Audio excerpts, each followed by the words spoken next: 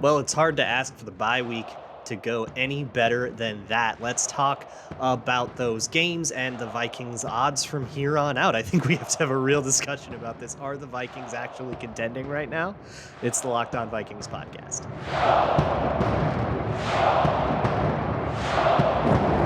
Ooh-wee! You are Locked On Vikings, your daily Minnesota Vikings podcast, part of the Locked On Podcast Network. Your team every day. What's going on, everybody? Welcome to the Locked On Vikings podcast, part of the Locked On Podcast Network, your team every day. As always, I'm your host, your pal, and the kid you copied off in math class. My name is Luke Braun. You can find me on Twitter at Luke Braun NFL. You can find the show on Twitter at Locked On Vikings. Today's show is brought to you by Prize Picks. Prize Picks is daily fantasy made easy. Just pick 2 to 5 of your favorite players, and whether they'll do better or worse than their Prize Picks projection, you can win up to 10 times your money. Go to prizepicks.com or download the app. Use promo code Locked On, and you can get a 100% match up to $100. That's prizepicks.com, or you can find that app to Google Play or App Store. All Locked On Minnesota podcasts, my podcast, Locked On Wolves, Twins, Wild, what have you, all on the Locked On Minnesota Sports app on Amazon Fire or Roku. So if you have those, you can actually find us. We got our own little app. Very exciting. Let's talk about, the Vikings had a really good bye week. In particular, the really big thing was the Packers lost, and that is huge. That has a lot of impact on the Vikings. It's also very funny that they lost to Taylor Heinicke. However, we have to play Taylor Heinicke in a couple weeks, and we'll see. So, I'm not gonna say anything that's gonna get me clipped later on that. I could absolutely see Taylor Heinicke doing weird stuff to this defense, but that's a couple weeks away, and for now, the Vikings are in a very good spot. With the Lions losing again, which actually did end up favoring the Vikings more than the Cowboys losing. I sort of waffled on that, but I looked at a lot of the projection models and stuff, and they all seem to think that, getting a loss in your division with the Lions is just going to do a little bit more than the Cowboys getting a win. Also, because the Vikings are now, basically everybody agrees, more than 90% to win the North. So it just won't come up. So the Cowboys winning was good. The Commanders winning was especially good. And now essentially the Vikings are in a spot where, they got to keep it together. They are still 7-loss collapse, a 4-7 stretch to end the season. Certainly stranger things have happened. They haven't wrapped it yet by any stretch of the imagination. And there's a lot of stuff in that team that they have to fix to do. And we can all be very respectful of that. However, the Packers are now 3-4. And on the outside looking into the playoff picture, the Bears are a mess. The Lions are a mess. Those teams are talking more about future draft position than they are their own playoff chances. This is the Vikings division to lose. And even if you reset all the win totals right now, be very unfair to the Vikings. Would the Vikings still win this division? Kind of hard to say no to that. The way the Packers are playing, the way the other two teams are playing. And that doesn't make the they would win the division at 6-5 if you just reset the win totals and played from here on out. I still believe right now that the Vikings are slightly above a 500 team. And that would mean 6-5 down the stretch. It means they're going to lose some dumb games. And that means, they still have a couple of tough opponents like the Bills. And I think going to Lambeau will still be difficult. Going to all of those road divisional games will all be difficult, even if those teams are bad. There are still lots of spots. Kyler Murray's no slouch. They just hung 17,000 points on the Saints. Was it 42 they just hung on the Saints with a couple of pick sixes? So those Cardinals are not going to be a freebie. I still think that this is closer to a 500 team. However, when you look around the league, and as on the bye week, we really get a chance to do that, right? Because we're not so hyper-focused on our own team. But when you look all the way around the league, who's better than a 500 team? Who's good? And I've talked about this a lot on Locked On NFL this year, that there kind of are no good teams. If you look at all the projections around, I'll look at 538, but there's not a ton of variance in this from model to model. The Vikings are the second or third best team in the NFC by pretty much everyone's estimation. Some places will put the 49ers over us. Some places will put the Cowboys over us. However, the 49ers are currently not leading their division, nor are the Cowboys. And so it puts the Vikings in a really, really, really good spot to get the 2 seed. Right now, they are, according to 538, 93% to make the playoffs, 89% to win the NFC North. Paltry 10% chance to steal that first round bye from the Eagles. That would be very difficult because they have a head-to-head tiebreaker on us. But that is, I guess, the next target in our sights right now. And 6% to win the Super Bowl. Now, that 6% to win the Super Bowl might sound really paltry. That puts us 5th in the league, according to 538. And again, most of the other models, if you look at these sorts of like ELO or like DVOA based models, are going to have something similar where the Vikings are somewhere around the middle of the top 10. Now, right now, like 538 is giving the Bills a 27% chance. Chiefs 13, Eagles 15, and they give the Cowboys a 10% chance, which is pretty high if you ask me for a team that's like super not favored to win its division. Either way, you kind of say like, well, where's the cutoff for contenders and non-contenders? And if you ask me, I think that there is, no matter what you're looking at, a very clear kind of elite 3 teams: Bills, Chiefs, and Eagles. And everybody else, some places will do stuff like be really high on the Cowboys. Some places will be really high on the Vikings. Some places will be really high on other teams around the league. Name whoever you want. But those 3 are always there. And I feel like those 3 there's your contenders, right? But there's only one team in the NFC in that list. And that team will still have to win 2 games in the playoffs against plucky, weird teams. And I don't know about you, but I spent this entire offseason poring over Vikings history. It ain't that weird for an underdog to win in the playoffs. We're in that. But here's what I'm looking at right now, right? Assuming that we can't catch the Eagles. If we can, that'd be super sick. The Vikings are angling at the 2 seed right now. If the playoffs started today, they'd be in the 2 seed. And they have they're in the driver's seat to keep it. Especially considering the strength of schedule, which is the next thing we're going to talk about, by the way. Also, there's some not great news, but we'll get that out of the way too. But the 2 seed is different than it used to be because it doesn't come with a bye, but it still comes with 2 home games. You have a wild card game that you have to play now, but it's a home game. So you get the 2 seed, you win, you're guaranteed another home game. And so that seeding is very important. The difference between 3 and 4, I think, is a little less important. So right now, if the playoffs started today, the Seahawks would actually be in that 3rd seed, and that would be the team. They're a game. They're 4-3. We're 5-1, so they're a game and a half behind us. And again, one collapse, and you're totally, you can bring the Packers right back into this pretty easily. A 2.5 game lead that's not a clinch.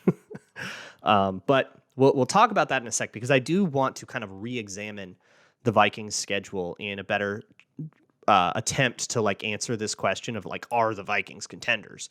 But first things first, this episode is brought to you by Prediction Strike, the world's first sports stock market. It's sort of a lower risk alternative to sports betting. It's a really interesting idea where you treat players like stocks. So if you invested in Jalen Hurts last year, you'd be up 48.2% on your stocks. And you can buy stocks in these players and sell them and watch them go up or down. You can buy KJ Osborne stock. If you did that in 2020, you could sell that huge. You could take those long shots on players you really believe in.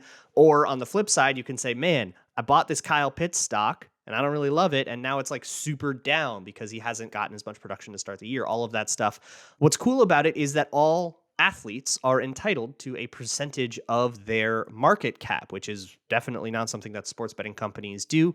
Try it out. Download the Prediction Strike app and use code LOCKED for a free share when you sign up and make a first deposit of $20 or more. That's promo code LOCKED for a special one-time giveaway. Prediction Strike will choose one person who signs up with the promo code LOCKED and if you make a deposit, you're in the running to win 100 free random shares.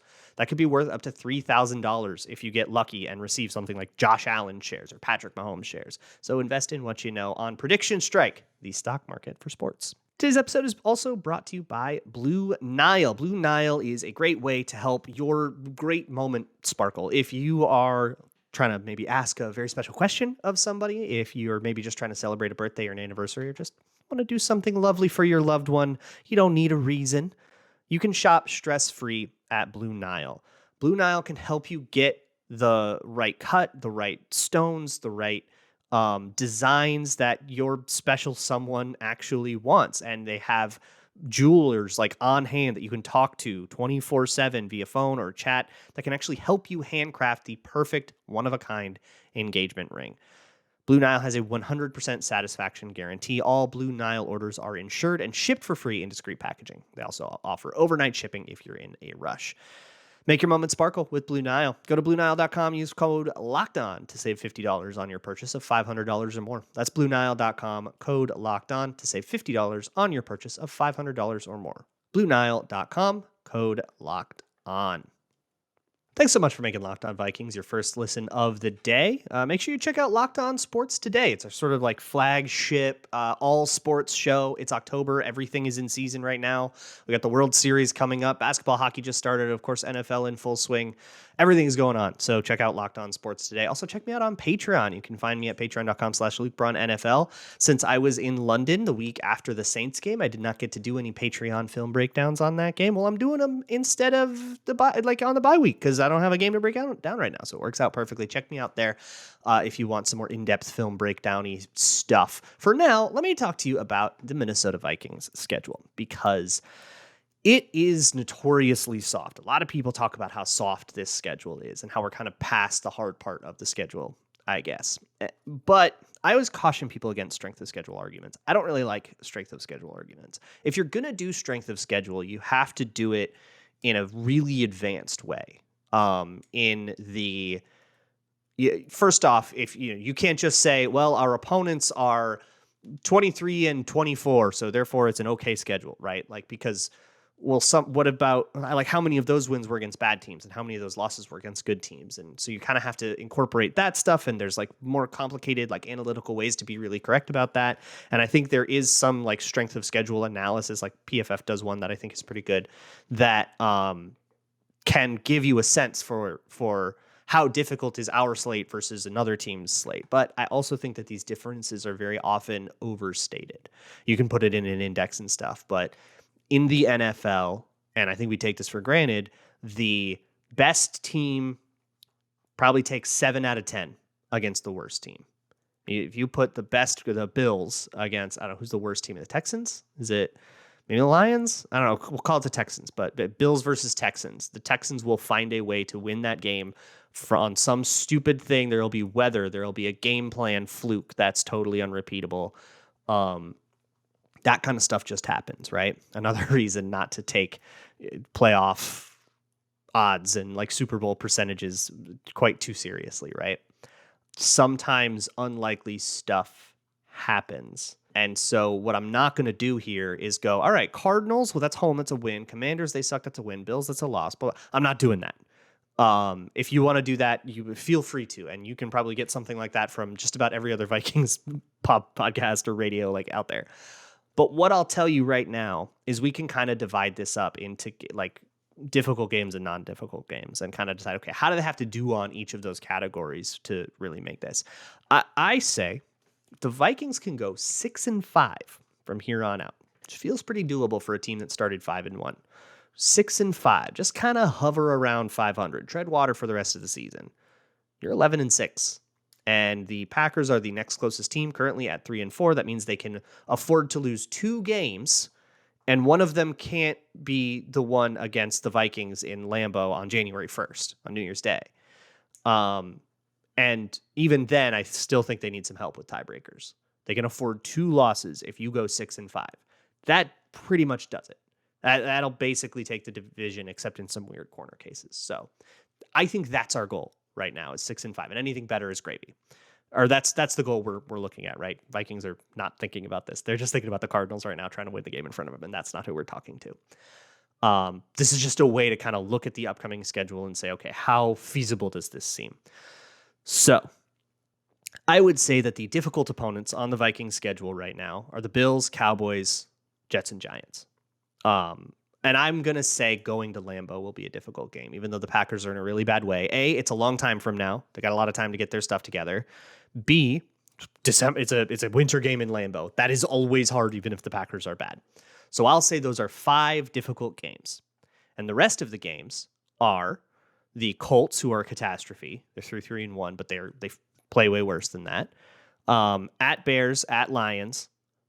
The Patriots are really messy. The Commanders, and I'm going to say home at Cardinals is a game the Vikings should win, and I believe they're pretty heavily favored in it.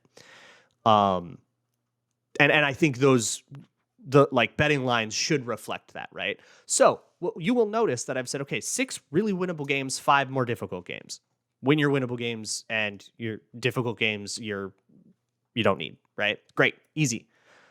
That's, I think, part of why we are so heavily favored to be in great position on all these projections, is because if you can beat the Cardinals, Commanders, Patriots, Lions, Colts, and Bears, if you can run the table on those 6, the Vikings win the NFC North, except in weird corner cases. And they have to lose all of the rest of the games. No upsetting the home games, by the way, against the Giants and Jets. You have to lose both of those. Like, you win those winnable games and you're in, and you're feeling great, right? And none of this is even accounting for the odds that the Vikings possibly get better. Of course, injuries can happen and stuff too, so that's not worth taking for granted. But I pointed out a lot of ways that the Vikings are kind of incrementally improving, and we'll see how they come out of the bye here. If they come out of the bye with a little bit more cohesion, then I think that defense can actually get a little bit dangerous. At the very least, pull itself back to an average unit, and then you have a pretty cool team. So win your winnables, and you don't need the losables, the more difficult games, right? But 6-0 on that there's some teams in there that aren't exactly cupcakes, right? Going to Detroit, I mean, we barely beat the Lions the first time. Going to Detroit, that won't be a given. The Cardinals aren't a given. Taylor Heineke and the Commanders shown quite a bit of grit. They just beat the Packers. So I don't think we're sitting there going, all right, we're just going to go 6-0 and waltz into the playoffs, right? You might drop a couple of those. So can you go, here's the way I'm going to think about it. Can you go 2-3 on at Buffalo, home against the Cowboys, home against the Jets, home against the Giants, at Packers? Can you steal 2 of those? And I say steal. There's a reasonable chance they're favored in a bunch of those games. Can you win 2 of those? And honestly, looking at it, they might be the Cowboys. I don't know who will be favored because the Cowboys seem pretty good. They're at home against the Jets, at home against the Giants. And if you think the Vikings are frauds, oh boy, those New York teams are just as fake, if not more fake. If you can go 2-3 on that slate, then you need to go 4-2 on that easier slate of games we talked about before. That's, I think, the way I'm going to think about it, right? Steal a couple of your harder ones, and then you don't have to be perfect in the easier ones. That is achieving a fairly low bar. 6-5 for a 5-1 team is a low bar, and that's me predicting regression and essentially showing you why I think that can be okay. So to wrap this all up, do I think the Vikings are contenders? I think going into the bye, I felt this way, and I still feel this way. They are in a position that will allow them to contend. If they don't fall apart and lose a whole bunch of games here, if they can get a little better, if they can get a little bit more cohesive in their communication, they will be in a position to contend. They need, I think, to get better in ways I've talked about a lot here to actually be able to make good on that. But if they're the 2 seed in the NFC and you get to play 2 home games in the playoffs, kind of not that weird to imagine making a couple lucky breaks and making something out of this. And that's where I think that the Vikings are at. So we got to play the Cardinals here. Home game against the Cardinals. And it's kind of fortuitous right now that outside of division games where you play 1 home and 1 road, their difficult games, and I guess the Bills, their difficult games are at home, right? If you want to count the Cardinals as a hard game, at home against the Cardinals, Cowboys, Jets, Giants, you're going to see probably 3 of those 4 in the playoffs, and you get them all at home. And then when you do have, and the Patriots at home, and when you do have to travel, you're going to Washington, and you get the Colts at home. You're going to Washington, you're going to your divisional opponent games where you've already played them at home. That's again, like fortuitous. And the fact that one of their road games was really a neutral London game also helps with this. Kind of feels like the rest of the season is going to be played out at US Bank. So I think the Vikings can contend. I think they're in a position. I think they are currently contending. So yeah, if you want to call that, they are contenders. Like they are. They are currently top 5 or top 4 in most power rankings, most analytical models, most, percentages and all of that stuff. Just the standings. They're second in the NFC. What's more contending than that? They are currently second in the NFC and they hold it outright. It's not even a weird tiebreaker thing. That's contending. That is, if everything plays out chalk from here on out, the Vikings probably get to 2 seed. They would probably be favored at home in 2 playoff games. The chalk outcome is the Vikings going to Philadelphia for the NFC Championship game. That's contending. I don't know what else to tell you. If you don't think that's contending, then nobody's contending. They're contending as much as the Chiefs are contending, who are also looking at the second seed in their conference and looking at a road AFC Championship game. They're in the same position as Patrick Mahomes, man. That's contending. But can they make good on this springboard that they've found themselves on? And I think the Vikings, I am quoting the Vikings a little bit on this too. The way that they talk about it. They know, like, we have things to worry. Like, they're not that happy with themselves. And they've got things they want to work on, and they've got all these goals for the bye week. And so we'll see what comes out of that. But you'd be really hard pressed to look at where the Vikings are at right now, the current stranglehold they have on the NFC North, and say that that's not a contending team, even after accounting for a very likely regression that they're going to have to around a 500 team, because that 500 team is still looking at home playoff games. And when you can play in the playoffs at home, it's just not hard to make a little bit more of a leap. It's just not that hard to imagine. So there's one other thing that I want to get into that's not quite as fun, a little bit of news from over the weekend. But before we get into that, let me talk to you about Prize Picks. Prize Picks is daily fantasy made easy, and it's not DFS in the way that I hate, where you have to put together a whole roster and enter a pool with 6,000 other people who are all like sharps and stuff. No, it's just you against the house, like blackjack, you against the house. And all you have to do is beat the Prize Picks projection. More than this, less than this. Pick 2 to 5 players. You can make up to 10 times your money. So if you go to prizepicks.com or download the app right now, Google Play or App Store, you can get a 100% deposit match up to $100. That means you put in $100, you get $100 slapped on top of it. Put in $50, you get 50, etc. That is promo code LOCKEDON at sign up for an instant deposit match up to $100 at prizepicks.com or the Prize Picks app. If you missed it over the weekend, Oli Udoh was arrested in Miami, and he was charged with nonviolent resisting arrest and drunk and disorderly. Those are the 2 charges. Talking about the details of the case that I know right now, you might know more than me at this juncture. Stuff's still kind of coming out as I'm recording this, but I'll tell you what I know right now and just understand. Developing situation, everything is fluid. But it sounds like he was harassing a woman at a Miami club, followed her into the bathroom, wouldn't leave. Not great behavior. And somehow authorities got involved. He was charged with resisting arrest non-violently. I don't know what the story is with that. I don't know if we're ever going to see like a video or anything like that. And drunk and disorderly and stuff. The team has put out a statement that said, hey, yeah, we're aware. We know the details, but details are still coming out. We're not going to comment on it. Pretty standard stuff. A lot of people that I've asked about this have basically, like, people I've just said, hey, what do you think about this?